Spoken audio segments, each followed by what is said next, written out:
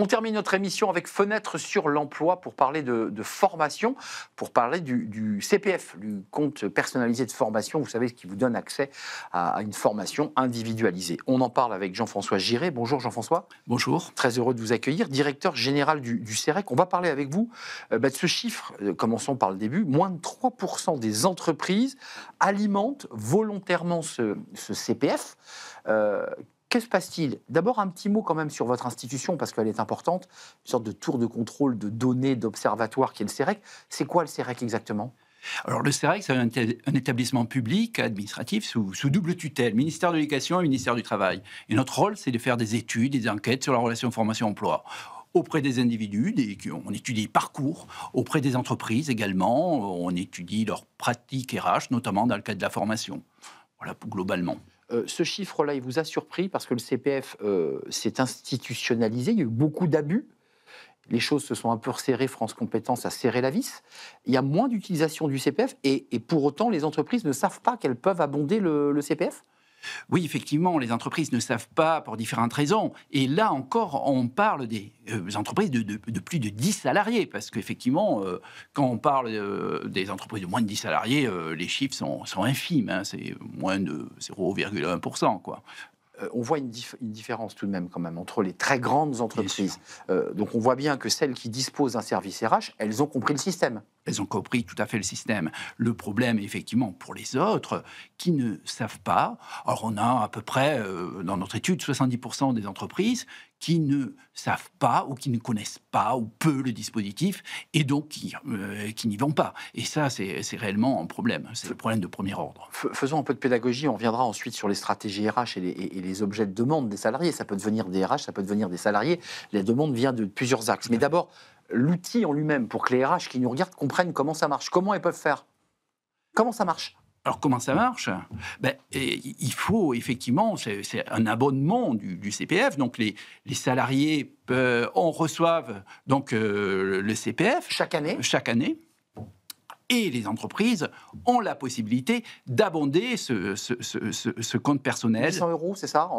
C'est ça. 800 € par an par salarié. On est d'accord? Oui, ça dépend, 500 ou 800. Oui, voilà. Et en fonction de sa situation, si on est en situation de handicap ou pas. Et l'entreprise peut abonder à combien? L'entreprise peut abonder à peu près, faut savoir, globalement, une entreprise, le budget d'abondement, c'est 25 000 €. 25 000 €. Alors, pas moins par salarié, évidemment, hein, mais globalement, elles abondent à peu près à 25 000 €. 25 000 € par an? Oui, par an. Pour l'ensemble des salariés? Pour l'ensemble des salariés. Donc, ce qui fait une contribution qui modeste. Modeste. Ça peut être 2 000 €, 3 000 €, effectivement. C'est déjà beaucoup. Mais c'est déjà beaucoup, effectivement. C'est déjà beaucoup, effectivement.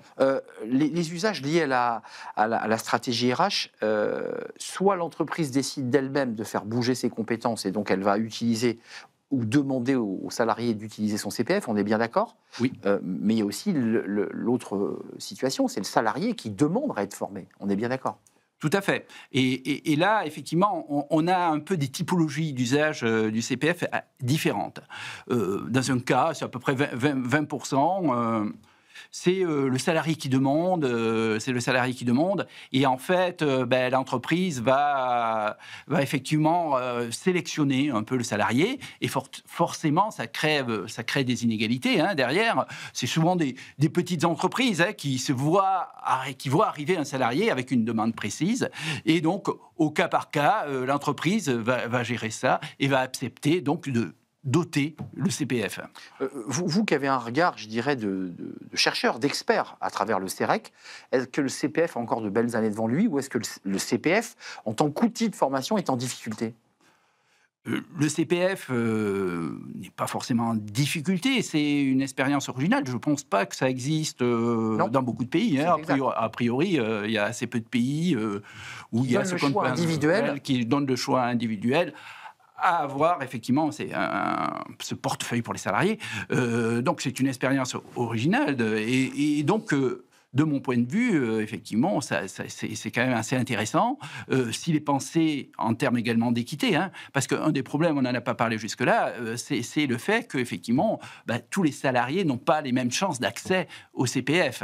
Et que les moins qualifiés, pour différentes raisons, ont des difficultés. L'étude le montre assez bien, hein, c'est surtout les cadres qui bénéficient. Et ça, c'était un sujet posé avant le CPF. Le sujet est encore là après le CPF. On est d'accord? On est d'accord. Différentes raisons. Une raison simple, c'est une complexité technique. Il faut aller dans une plateforme en ligne, etc. Et donc, mettre sa carte d'identité, c'est très complexe quand même. Oui, tout à fait. Et donc, forcément, c'est inégalitaire.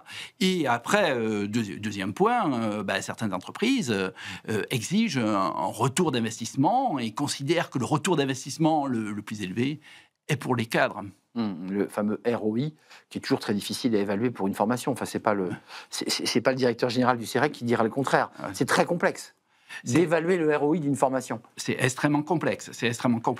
Merci Jean-François Giret d'être venu nous rendre visite avec une pédagogie ici sur ce plateau et sur le terrain pour donner envie aux entreprises plus modestes de s'engager et d'abonder. Merci Jean-François Giret, directeur général du CEREC, qui est cet observatoire sous tutelle du ministère de l'Éducation nationale et du Travail. Nous sommes très en retard. Merci à Nicolas Juchat, évidemment, à toute l'équipe. Merci à Paul et merci à notre ami réalisateur aujourd'hui aux manettes. Merci à vous, merci de votre fidélité. Je vous dis à très bientôt. Bye bye.